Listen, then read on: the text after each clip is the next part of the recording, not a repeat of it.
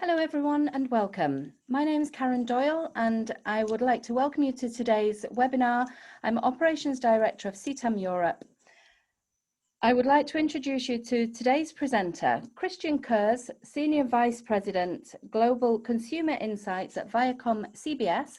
Christian is located in New York City and has been a speaker for us for many past Euro summits and cable congresses, so I know you're going to find today's session very insightful. Today's webinar is titled Beyond 2020, Global Youth Voices and Futures. Christian will be presenting ViacomCBS findings from their new global study, which explores youth perspectives on the future. Please do try and ask questions at the end by using the Q&A button, and Christian will answer them at the end of the session. If you wish to watch this webinar again sometime, all members can view the recording on the members only section of ctameurope.com, alongside our archive of webinars and podcasts from CTAM Europe and also CTAM US. So sit back and enjoy, and I'll now hand you over to Christian. Thanks, Karen, and hello, everybody. Thanks for joining us, and welcome to our presentation of our newest Global Consumer Insights study, Beyond 2020, Global Youth Voices and Futures. And as that title suggests, of course, we will look at 2020, but really the objective is to look beyond that, to look at the future 5 to 10 years out and seeing what this horrible year that 2020 has shaped up to be, what impact that is having on young people around the world and their perception of what's going forward. We'll look specifically around against 16 to 24-year-olds around the world. And we've asked them to share their experiences over the year so far, while also focusing on the future and looking at that lasting impact that 2020 will or may have had on them. We'll walk you through the findings and share also some thoughts on what this means for us as brands and also for us as content providers and content companies. Before that though, very quickly, ViacomCBS, you have probably heard of us before. We are present in over 180 countries with 4.3 billion cumulative subscribers around the world. And of course, we're trying to attract and reach consumers of all age groups, ranging from preschoolers and kids with Nick Jr. and Nick, through MTV, Nickelodeon, MTV, Comedy Central, BET, Paramount Network, and also the recently announced Paramount Plus streaming service, as well as, of course, our free streaming service, Pluto TV. And of course, we've got feature films in Paramount as well. Research for us really is an inspiration. It is where we begin. And you may have seen me use this quote from Bob before, but I like it so much because it really, really is true for us. And it is something that we aspire to, something that we're trying to live up to for everything we do. It truly is about informing our business and creative strategies, as well as our marketing and content. And of course, in order to live up to this, we do a lot of research. So specifically looking at youth and young adults, we've been doing this work for as long as anyone can remember. But just over the last 10 years, just as examples, pretty much every year we've delivered one big youth insights project to our partners and publicly. And that's really what's led up to Beyond 2020, to this project that we're working on today, or that I'm sharing with you today. Now, over these 10 years, and actually a lot more than those 10 years, youth have had very, very eventful lives. A lot of stuff has happened while 16 to 24-year-olds have come of age and have been born. But even more, or a lot, has just happened in 2020 alone. I'm not going to go into each of those things because you are very familiar with all of them. But it ranges, of course, there's COVID, but beyond that, we have a lot of racial tension and protests. We have environmental things, both protests, but also climate change in action through floodings and wildfires and all those types of things. So there's a lot of stuff that's happened in 2020. So the year 2020 for young people really has been defined by that disruption. Over 80% agree that they have a lot of plans had disrupted in 2020. And an equal 80% agree that 2020 has made them rethink their plans for the future. So this idea of 2020 forcing people to take stock and figuring out what's important to them really is something that's being reflected back to us by young people around the world. But that is not just the pandemic. Now, as you can see here, of course, the pandemic has played and continues to play a massive role in people's lives. 90% of our 16 to 24-year-olds say that they have been impacted by COVID-19 in some way, shape, or form, but 73% also say they have been impacted by something other than COVID over this year. The biggest bucket of this is the aggregation of Black Lives Matter, anti-racist movements, the death of George Floyd, protests against police brutality, all of that type of segment there. Then we've had natural disasters and climate change protests, but also political events, wars, and terrorism, of course. How this has played out is slightly different over the countries, and you can see this here. Now, COVID is the number one issue or the number one thing that has impacted people's lives across the world. You can see that very clearly, but there are others there as well, and they are varying in nature. And for some of them, they do strike much more strongly in certain markets. So the Black Lives Matter complex of topics is significantly higher in the US and South Africa, and then we'll see later on for particular aspects of the UK as well. And of course, it is even more high among African Americans in the US. But you also see here that the impact of natural disasters and the whole climate change idea is something that is particularly perceived as disruptive and important in China and in Mexico. So this does really vary across countries. However, altogether, what this has led to is the unfortunate situation that young people today are significantly more stressed than they were a few years ago and significantly less happy. So this is the one number that we can trend because we asked the exact same question in the exact same countries with the exact same age group in 2012 and in 2017 as well. And you can really see a trend that is accelerating in 2020.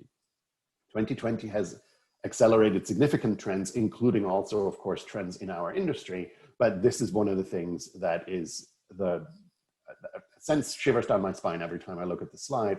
The fact that we've gone over 8 years from 75% of 16 to 24-year-olds saying that they're happy to 52%. That is really something that is fundamentally changed in consumers or young people's lives. And of course, the stress level has increased significantly as well. So with all that said, where does that leave us for beyond 2020? First, I'm going to look through some more generic things, and then we'll unpack a few specific topic areas that we spoke to young people about. So point one, the first big point is that, as we've seen in all of our previous research with young people over the years, that they remain optimistic in the face of adversity. And that is still true today. So even faced with this uncertain future, even faced with this horrible year that is 2020 and continues to be, 55% are hopeful for the future, and they're really seeing positive change. They're looking forward to seeing positive changes. So they remain optimistic for the next 10 years. They do, however, know that this is not going to be easy, so they're not naive. Young people very much are aware that they have to work incredibly hard. In fact, they think they have to work harder than ever to really get there. 93% agreeing with that statement of, I will have to work hard to achieve my goals. And by the way, more than half of them feel this more strongly than they did a year ago. So we asked people, how much do you agree with the statement? And then do you agree with the statement more today than you did a year ago? And over half are saying that this is something that's much more agreed with today, much more felt strongly. And this is the biggest shift among attitudinal statements that we asked about. So there's definitely an awareness of the requirement to work hard in this space. But we also found that young people are keen to make the most of everything that does come next. They are looking to the future. This is really the key point to emphasize here. Despite all of the challenges and the uncertainty, they remain hugely excited for the future, and they're definitely looking forward towards that future. Which leads to the very neat and next question of, well, what sort of future are they looking for? And essentially, there are a lot of things that global youth would very much like to see change. All of the things on this list, and basically everything that we asked them about, they would like to see change. However, again, their hope is not naive. They are very realistic and aware that change doesn't come easily, and that there's definitely a gap between the hope and the expected reality. So when we asked global youth of which of these areas they expect to actually see change in the next 10 years, crime and violence, terrorism, wars around the world, and people's mental health are areas where they think that they're least likely to realistically change for the better over the next 10 years, followed by corruption and politics as well. Whereas we do see alignment in topics that are more in their control, like where youth can really see a roadmap to success already. So where we're already also starting to see changes. So for example, representation of diverse groups on TV and film, attitudes to LGBTQIA communities, diversity and gender equality. So those things where A, young people are feeling much more in control, and or B, where we have a plan of we're already making progress here. That's where they see change as realistic, and that's going to happen. While a lot of other things that are just outside of their control, they're somewhat skeptical as to what might happen. Overall, when we ask people to prioritize which of the issues or topics are the most important issues for them, the environment very much comes on top. And this is over the next 10 years again. So the various things in the world that young people want to improve, led by the environment, then have the economy, gender equality, crime and violence, and systemic racism as number 5. This also does vary a little bit by country. And what we've done here is on the very left, you see those top 5 globally, and then we've color-coded them where they appear across various markets. And you look at that, you see the environment very, very prevalent, very much in Europe. But for example, South Africa, it's all about job opportunities, which doesn't even make the global top 5 list. While in the US and in the UK, systemic racism are topping the list and are of much more priority and importance to young consumers around the world. So this is about the world and what they think they should should be prioritized for the world. Now, then we also ask them for themselves, in this uncertain world, what are your priorities for yourself? And what's really coming out here is that people are craving security and stability, having a stable job, keeping myself and loved ones from harm, being comfortable with who I am, have a strong family unit, and then take care of my mental health. It really is the number 1 and the number 2 that have fundamentally changed over this last year, simply because if you pull out the rug beneath them, then these things become more important. So you go back to Maslow's hierarchy of needs. If we're lowering the level to the basis of the pyramid of the foundation that's not there, then that's what I need first. And that is a stable job and keeping people from harm. So the events of 2020 have fundamentally shifted young people's thought, and it's all about safety and security and figuring out in this uncertain world, where can I get control and where can I live with this? So as they're looking towards the future, as I mentioned before, we did want to explore a number of topics more specifically. And we're doing this in relationships, travel, economy and finances, work, education, health, and lastly, politics and social issues. And we asked our young people a number of questions about each of those areas. And in order to allow for time, I'm condensing all of this quite a bit, but I will run through each of those, starting with relationships. So having already adapted their social interactions, their education and jobs going online in response to COVID, youth very much recognize that online connections will continue to be key in the future, particularly in a globalized world. So 60% of youth, or 61% of youth, globally agree that in 10 years' time, relationships will be most likely to be kept alive by online connections. And we saw that agreement in this sentiment was particularly high in Asia, actually. Furthermore, 2/3 agree that my friends will live in many countries around the world. So youth very much recognize that they will need online platforms and technologies to facilitate connectedness and connections as we are doing today. On the flip side of that, youth also recognize that online platforms will never fully replace in-person relationships And in fact, 84% agree that spending time with people in person will be as important in 10 years' time as it is today, or I guess as it was pre-COVID. And their attitudes towards this also really ties into the fact that in general, relationships are the area of their lives that young people expect and hope will go back to some sort of normal the fastest way possible. Now, we've seen that happening over the last few months in some countries, and now, of course, we're moving backwards there in many places. But this clearly, that in-person relationship element is something that is incredibly important for young people. Shifting to travel, if you think back, travel has always been important to young people, and they are very much expecting travel to bounce back relatively quickly as well. Now, relatively quickly within a 10-year radius is still not quick enough for a lot of industry, of course, but about 72% of them agree that in 10 years' time, people will travel just as much as they did before the COVID pandemic, which is interesting not only because of COVID, but also because of the environment and the conversational topic that we had before COVID, which was all around travel shaming and pollution and climate change, which we also expected to have an impact here. I'll get to that in a second, but before that, from talking to young people, it was very clear that the driver for their travel aspiration is often an interest in different cultures. It's about getting out there, exploring the world, seeing how other people live, and generally soaking it all up. Travel is a crucial part of establishing their independence and developing their worldview. As Rosella, a 19-year-old Italian, told us here, the more you travel, the more you understand different worlds. She hopes to travel as much as possible in future, and she sees it as a form of personal growth.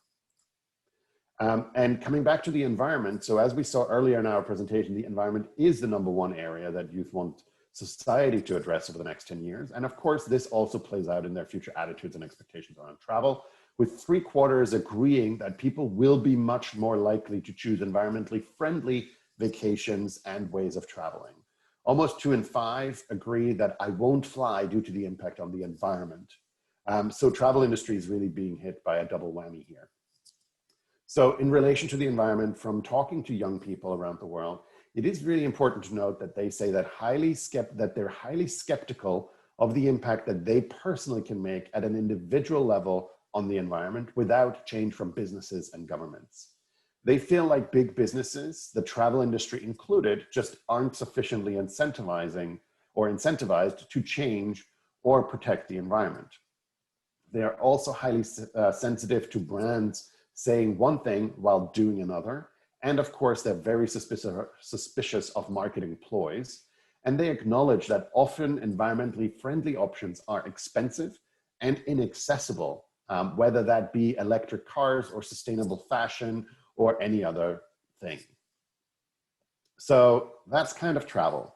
Shifting gears more towards the economy as a whole, this is an area where we see quite a lot of differences by country, with China and Singapore being the most likely to agree that in 10 years, the economy in my country is going to be in a healthy state. On the other hand, we have Argentina, which has its own problems, and then swaths of Southern Europe here. So overall, the majority, though, think that their economies will be in a healthy state in 10 years' time, with 2/3 agreeing that. However, there are a few countries where the economic outlook among young people is much more negative, as I've outlined and highlighted here. Youth do hope to be financially independent, but of course they recognize that they may face challenges. So in general, they expect the economy to bounce back. They definitely recognize that personally there is going to be that challenge. So 3 in 5 young people globally, 60%, agree that I feel I will struggle financially in the future.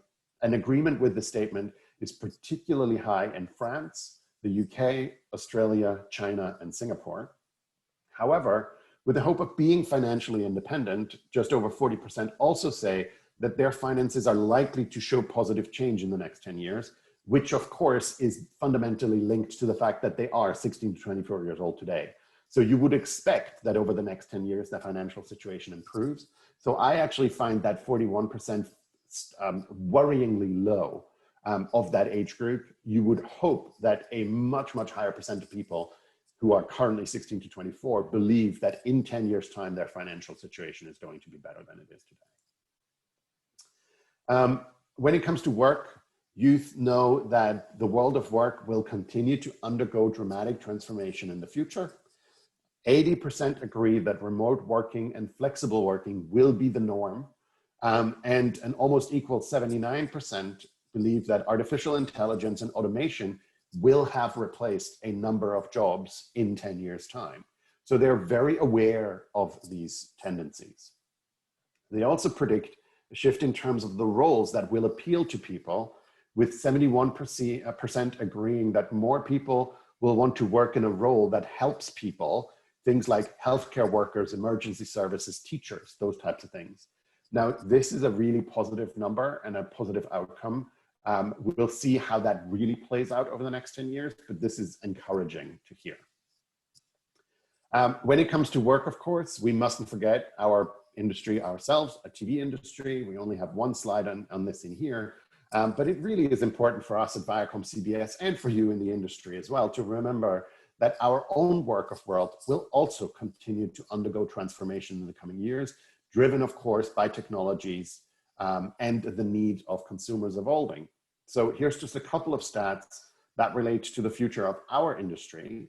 And it's really clear that today's young people expect that watching TV shows and movies is going to continue to be a really important part of their lives in 10 years' time. But they're also increasingly expecting to be able to do that on their terms, something that we've been talking about for a while, that we've just seen really, really accelerate this year. And that expectation is not going to go backwards. So the genie is out of the bottle, it ain't going back in. Shifting gears to another area that we wanted to explore, which is the future of education, and to see how this is really playing out. So this year's events have impacted young people in terms of attitudes and priorities here as well. So despite the disruption that they have faced this year, young people around the world are confident, and they think that ultimately they are going to be better educated than previous generations, with 3/4 of young people globally agreeing with this statement. And it is also very clear that they take pride in their education, which is something that's important. We did also find, though, that young people continue to place great importance on formal learning, with 59% of the 16 to 24-year-olds globally disagreeing that in 10 years' time, school university education will be less important than it is today. However, young people very much do also believe that there are many paths that they can take in their education, and that there is less of a direct line between, or a direct link between, university degree and a good job. So globally, just over half agree that in 10 years' time, a university degree will be less of a requirement for my careers, or for many careers. And that then brings us to health, which of course is a topic of paramount importance during the year 2020. This year has really put health on young people's radar, and they believe that this is going to continue in the future. 84% agree that both physical and mental health will be a bigger focus in people's lives in 10 years' time. There is also widespread recognition that mental health particularly will increasingly become both a problem and a priority. 75% agree that mental health will be a major problem for society in 10 years' time. And while we saw that the events of 2020 have prompted 41% of young people to take part in some sort of conversation about mental health, in future, young people predict an increase in openness. 83% believe that there will be more openness and acceptance of mental health issues in 10 years' time. This, however, is something of a double-edged sword. They know that mental health is increasingly becoming a problem and the awareness is opening up, but in parallel, there is that increased awareness, but not an expectation for it to be resolved. So mental health is going to become more important, a bigger problem, more openness, but not really a solution in sight. And that's something to keep in mind as we're going through this. Shifting gears a little to talk about the future of politics, youth expect to see much more accountability and diversity. 3/4 agree that in 10 years' time, governments and politicians will be held more accountable for their actions. And 72% agree that in 10 years' time, the politicians governing the countries will be from a much more diverse range of backgrounds than they are today, which, by the way, in many countries is not going to be difficult since there is very, very little diversity in this. This quote from Alyssa, a 20-year-old from Australia, really illustrates the changes that young people want to see in politics. She says that she would like to see the government include people from all different walks of life. And that's something that we kept hearing throughout the world. But unfortunately, they do not expect there to be so much change. So there's a real gap between hope and their reality expectations here. Disappointingly, despite all of those hopes, 73% of our 16 to 24-year-olds believe that in 10 years' time, corruption will still be a problem in my country, while 63% agree that nothing much will have changed in politics. So there's a real discrepancy here that they hope that something gets done about. Perhaps they know that they can't rely on politicians and governments when it comes to social issues. Global youth very much recognize that it is each person's individual responsibility not only to be aware of, but also to understand important issues, with 82% agreeing that everyone will be expected to educate themselves about social issues. Youth also feel that it is their individual responsibility to take action, with 80% agreeing, I'll be actively involved in creating a society of equality. So as well as taking personal action to change the world for the better, youth expect the same from others, of course, including brands and all of us. 83% of youth globally tell us that right now they expect brands to stand up against racial or social injustice. And looking to the future, 78% agree that in 10 years' time, brands will take even more of a stand against social injustice. Youth are looking to brands to help them fix a somewhat broken world and to help address the issues that they care about. They also want a brand's ethos to be consistent, not just a message used for marketing purposes, which we've heard before. And if there are inconsistencies, then they will get called out. For example, a group of Black employees at Nike recently voiced objection to the release of the company's latest advert due to the company's own internal shortcomings on equality. This is something that we'll come back to at the end of our presentation when we talk about the implications for brands and ourselves. And finally, just before I play a nice video where you can hear from young people themselves, it is clear from everything that we've seen so far that as we look beyond 2020, youth expect to see a lot of change in many areas, and they want to see a lot more positive change, particularly around social issues. As we've shown you, youth today are self-aware and know that change doesn't come easily. But at the same time, they are hopeful and they can see their own potential, with 84% agreeing my generation has the potential to change the world for the better. And by the way, 42% feel this more strongly than a year ago. So again, we've seen increases here. With that, I'm going to play a quick video from where you can hear some of the young people that we spoke to coming out and talking about all of these issues themselves. And then I'll come back and talk about some of the implications and some examples of companies who have done things right.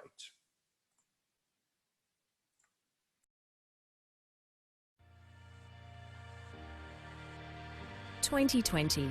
It's been a challenging year. From the ongoing global pandemic to police brutality and systemic racism sparking protests in cities around the world, to disasters caused by climate change and activism around the environment, this year has brought a huge amount of change, disruption and uncertainty on a truly global scale. At this pivotal moment in history, we wanted to check in with young people aged between 16 and 24. We did this through a global survey across 15 countries, together with remote video interviews with young people around the world. Ciao a tutti, chiamo Rossella, ho 19 anni. My name is Tyler. Sono Mattia. My name is Chelsea. How has this period of change and uncertainty affected youth? What are their hopes and dreams for the future? And how are the events of today shaping young people's plans, beliefs and attitudes for tomorrow, beyond 2020? Clearly, the COVID-19 pandemic has played a huge role in the disruption of 2020.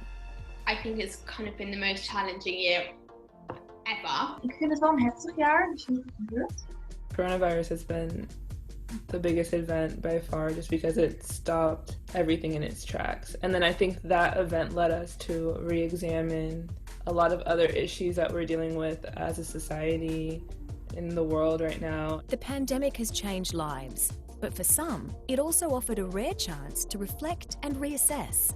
Nessa quarentena, a nossa cabeça fica mil, a nossa mente fica mil. E aí o que você mais quer, às vezes, é ir para uma cachoeira, ou ir para uma praia, ou viajar para outros lugares, respirar um pouco, e aí não pode. 2020 just made me like look at myself and just really like do the work on myself to like when I come out here and just be a better person, like for me, not even for anybody else, but just for me and focus on me and like actually slow down. Proprio come nazione, come cittadino, in primis io voglio cercare di cambiare, quindi speranza in senso positivo. Following the murders of George Floyd, Breonna Taylor, Ahmaud Arbery and many others, the Black Lives Matter and anti-racism movements have had a huge impact, and not just in the United States, but around the world. I feel like the Black Lives Matter movement is really, really important. I really do hope that it creates change, even in Australia, you know, for like indigenous rights as well. You know, there are so many deaths in custody. Minha participação nesse movimento, ela se limitou ao online. Eu me posicionei bastante em conversas, em redes sociais, mas não tanto no presencial. I mean, I've always been, I feel like, part of it, but I feel like I never knew how to like actively contribute as much as I wanted to. I do a lot of social media activism, trying to spread the word, petitions. That for me has been the biggest part of my year, and it's been really inspiring to see everyone kind of coming together over it. And globally, other events, including climate change protests, natural disasters and political turmoil, have taken their toll too. So I definitely feel passionate about the climate change issue. I feel a lot of anger towards our government in terms of how little they've been doing in the past and how little they're doing at the moment. Quindi dobbiamo cominciare a cambiare effettivamente qualcosa, perché sennò poi davvero ci ritroveremo in una situazione, secondo me, che poi non sarà più tanto ma poi faremo, sarà troppo tardi poi, e noi dobbiamo evitare all'arrivare a una situazione simile. The biggest thing is like just politics everywhere. Like I've heard it now more than I ever have in my life. 2020 has clearly been a challenging year, prompting change, reflection and reassessment. But how does this impact youth beyond 2020? Young people know they'll have to work hard to achieve their personal goals and crave stability in an uncertain world. But overall, they remain resilient and confident. Yeah, I feel like stability is something that we're all like kind of searching for right now. I don't know if my life can just fall apart all at once. Ai, espero estar viajando muito. Espero estar com uma vida financeiramente bem, falando assim. Acho que todo mundo quer, né? Oh, I'm ready to get on a plane. I'm ready to go travel. I feel trapped. Like it's making me depressed at times. You know, it's making me a little like, I can't do this.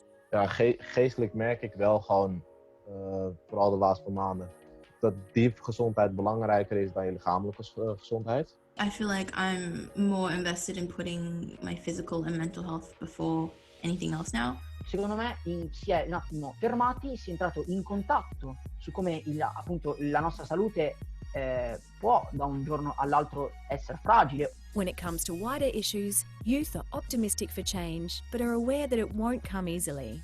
Eu acho que em 10 anos essa questão racial vai ter mudado bastante, principalmente no Brasil.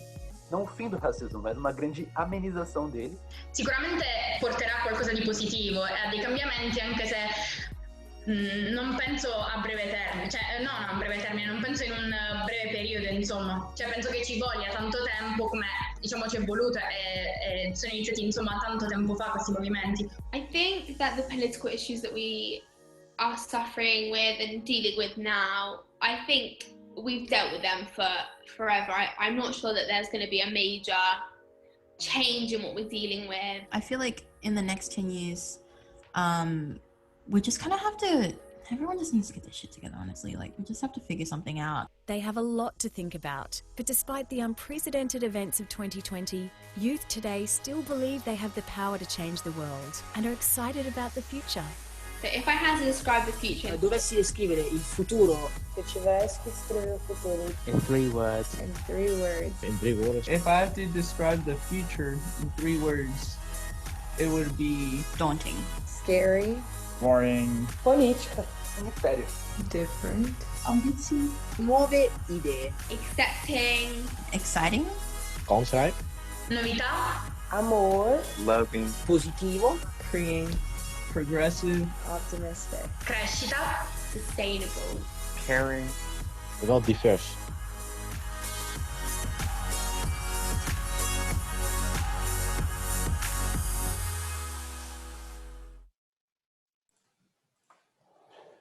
Right. So what does all of this mean? You've heard it from 16 to 24-year-olds themselves now. So what does this mean for us and businesses in general? We've come up with 3 recommendations for companies: adapt, facilitate, and inspire. And I'm going to go through each of them and give some examples of how some companies are already doing something in that space. Starting with adapt, all of us, both within Viacom as well as our commercial partners, really need to adapt for the future now.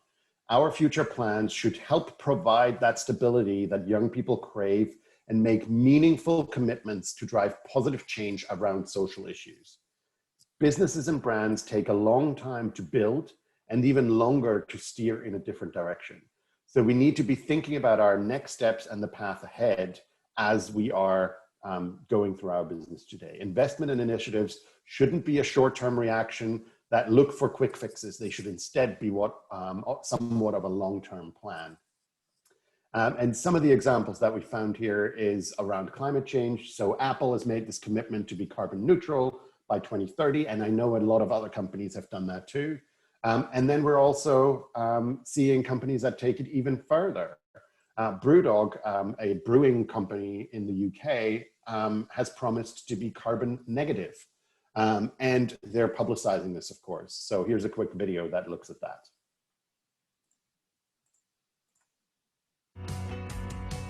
Science is clear. We're facing a climate crisis. Huge change is needed right now.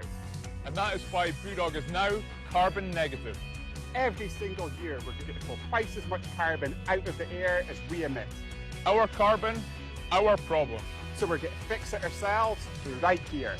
We've bought this beautiful 2,000-acre chunk of Scottish Highlands to create the Brewdog Forest. And we're going to plant 1 million trees to pull carbon out of the air. The site that we bought for our own forest extends 5 kilometres that way and almost 7 kilometres that way. This all means that by drinking Brewdog beer, you're having a positive impact on the planet. Together, let's make Earth great again. Drink punk, kill carbon.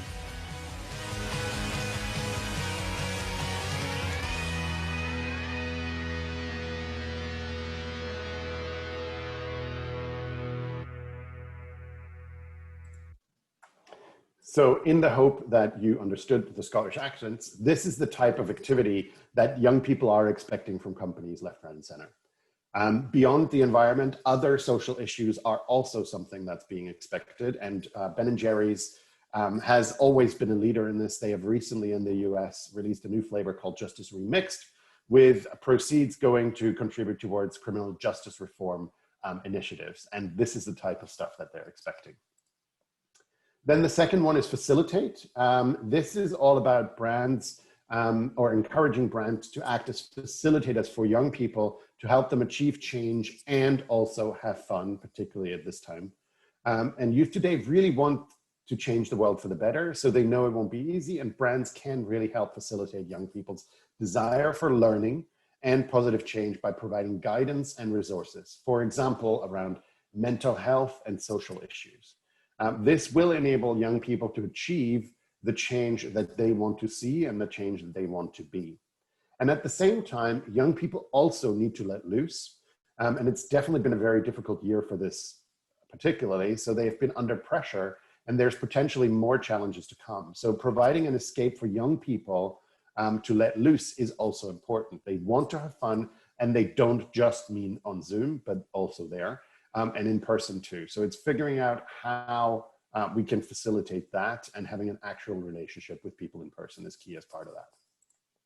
Going back to the first part, so this is a ViacomCBS example where we show that MTV, through our Generation Change initiative, have supported young people during this difficult time by enabling them to make positive change. The Generation Change content that we've pictured here is geared towards life under lockdown and focuses on providing information as well as guidance on how people can take action. These short form videos cover a range of topics, including the environment, mental health, equality, and so on and so forth. And this is just one of the initiatives that we have taken. About helping young people to have fun, both of these examples on the slide here are in the virtual space, but there are also physical examples, of course. The Fortnite Party Royale event is a great example of how a digital platform has taken advantage of lockdown to provide interactive experiences that replicate real world festival fun. And we expect to see a lot more of this sort of thing in the future. And then another example of an event that allowed people to let loose and have fun during quarantine was Lady Gaga's Fundraiser, which was tying in with the launch of her album. It tried to give an authentic nightlife feeling on Zoom while also raising money for social causes. And Lady Gaga herself even put in an appearance for this. This brings me to the last one, which is inspire. And brands really can inspire young people to be able to face and overcome their own challenges through sharing stories of triumph against adversity. And in addition, we can also inspire young people by helping them to explore their interest in travel and culture. As we've seen, young people feel that they will now have to work even harder to achieve their goals, but they are looking toward an uncertain future with hope. We can look to great achievements and journeys of struggle, progress and triumph in our storytelling to help inspire young people as they navigate the challenges ahead. These stories can also inspire openness around identity, self-discovery, and of course, mental health. And brands can also tap into young people's appetite for travel and experiencing different cultures. Content in this space can help to inspire their own future travel, provide insight into places that they may not be able to visit today in person, and also show them diversity of the world that we know they want to see more of. So a couple of examples here. On the left, Window Swap, one of my personal quarantine favorites, is a simple website where you go in and have a view of somebody else's window. You can also upload a short video of your own window view to enable people to just really swap stories and experience what it could possibly be like to be in another place. The other one is Trippin', which is a travel platform at the intersection of community, creativity, and culture, which describes itself as connecting cultures worldwide. The site features travel guides involving musicians and influencers. For example, the screenshot here, you can get tips on things to do and places to go in Kingston with Sean Paul, as well as a guide to Black-owned businesses in Sydney. And then the last example is an advert from Coca-Cola that really just shows how we've all been going through similar experiences across the world, wherever we are. And it's an interesting look at the similarities that bind us together, regardless of where in the world we live. But it also celebrates and gives a glimpse into a range of cultural diverse settings. And of course, it also emphasizes that all-important physical being together that we've seen from young people.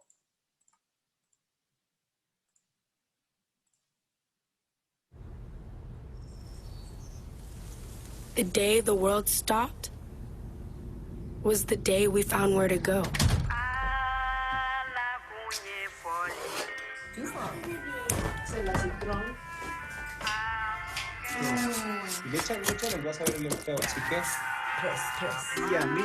Lost together, we discovered ourselves again.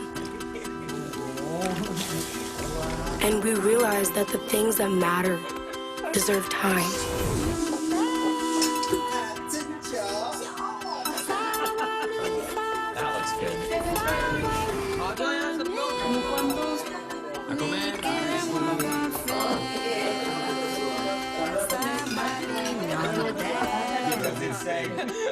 For two.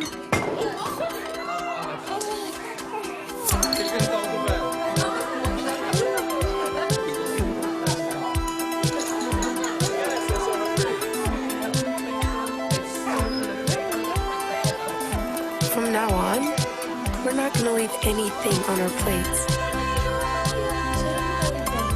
Because we've learned to savor the moments that were always there.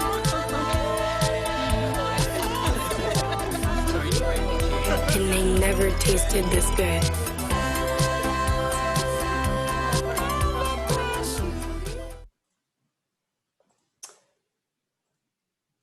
Right, and this brings us to my last two slides, the key takeaways. So 2020 has been a challenging year, but despite all this, young people are very much optimistic. The events of this year have prompted a desire for stability. And while of course the future remains uncertain, young people are excited and eager to make the most of what comes next. And then climate change should be very high on the agenda. Health and mental health especially also really need increased attention and support. Educating themselves on social issues is important. Young people are looking to brands to make that difference, and we've given some examples here. And then also young people want to experience and continue to immerse themselves in other cultures. And this is really it for today. And I hope that this has been helpful and informative to some of you or all of you. You can always find out more at insights.viacomcbs.com. And if for whatever reason the video stuttered on your connection, we will shortly also be putting that up on the blog as well, so you can then watch it again yourself. And with that, we've got a couple of questions that have come in already. So let me have a quick look at those. All right. Question one was fascinating data. What is your biggest takeaway on what content businesses need to change right now in 2021 and then in 2025? So I think it's all about acceleration of trends that we have already seen. There's not, from a content perspective, there's nothing new that has happened this year that we didn't see coming. It's just all happening significantly faster.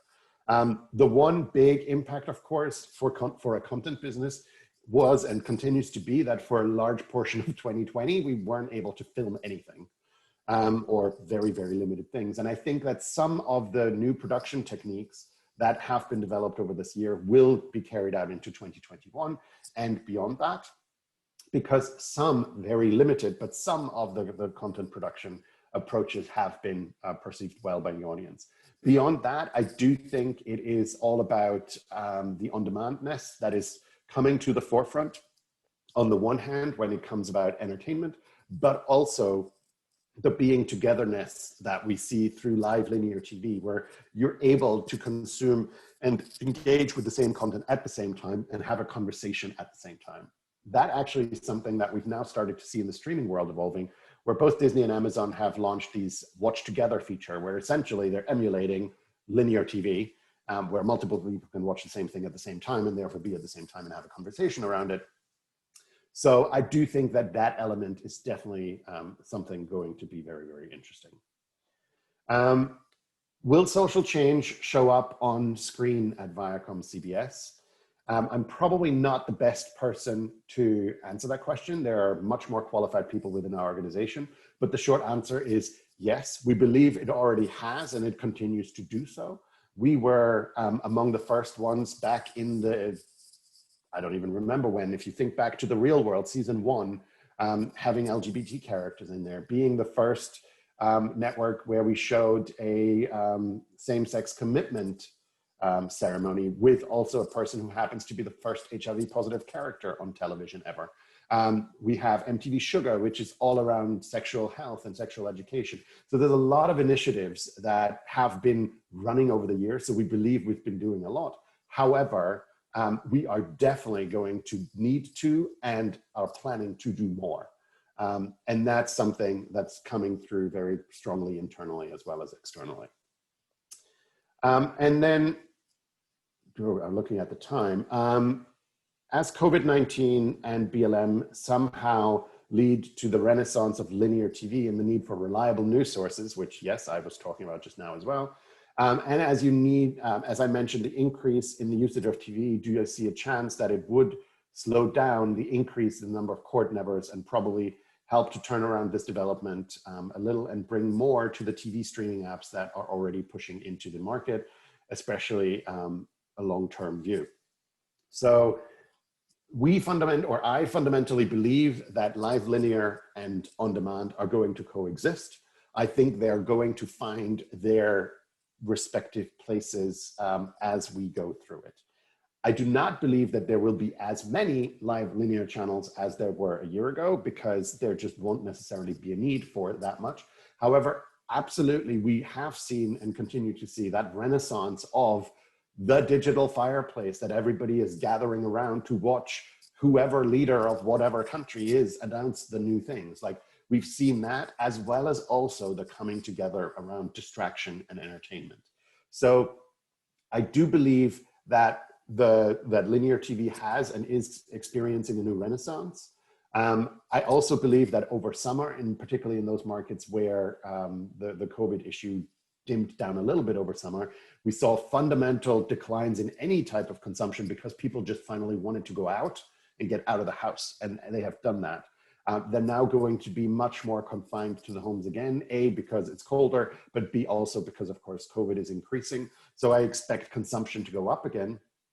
And I do believe that the streaming genie is not going to go back into the bottle. However, I do believe that we'll see both live linear and on-demand streaming coexist and figure out what those niches are. So I don't think that, well, we haven't really seen the levels of cord cutting outside the US that have happened in the US, which is a fundamentally different market when it comes to the cable structure and cable industry.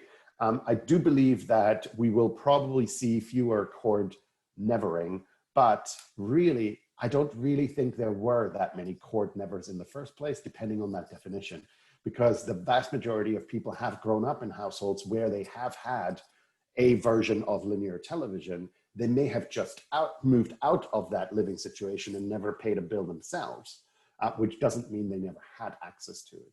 So this fundamentally continues to be a life stage thing in my perspective. It is the 18 to 24s where we're seeing that they just have, in general, less time to consume media in general. And then simply because they're prioritizing other things, like in general days, going out and having fun with their friends. As soon as somebody moves in with a romantic partner, though, we see that the connection to some sort of video cord is increasing again fundamentally. So I do think we're seeing trends accelerate, but it's not something that is certainly detrimental in any way.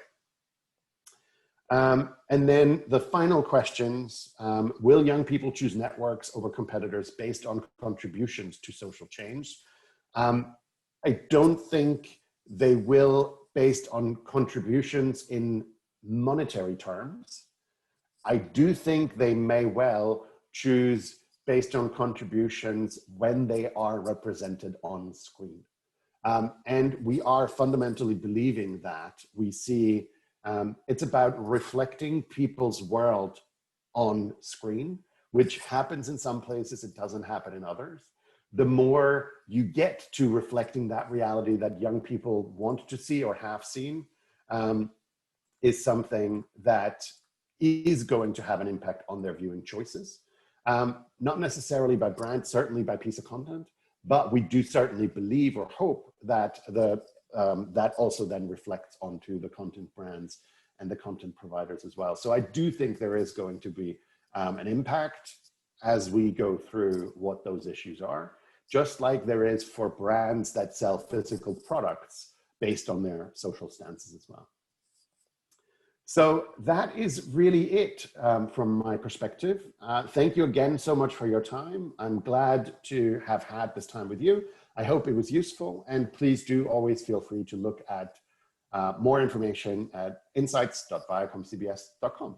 Thank you, everybody. Thank you, Christian. It was fascinating. It's really good to hear people's views this way. And I think I might watch it one night with my 15-year-old son and see what he has to think about the next 10 years. I'm sure that'll be helpful. Yeah, I will. I'll also start drinking Brewdog beer just so I can do my bit for the environment in Scotland. So if anybody has any further questions, you can email Christian directly on christian.kurz at viacom.com or info@ctameurope.com. And if you wish to view the presentation again, if you are a member, you can have a look on ctameurope.com on the members only site. So thank you again, Christian, and thank you all for joining. Keep safe and have a great week. Thank you. Bye-bye.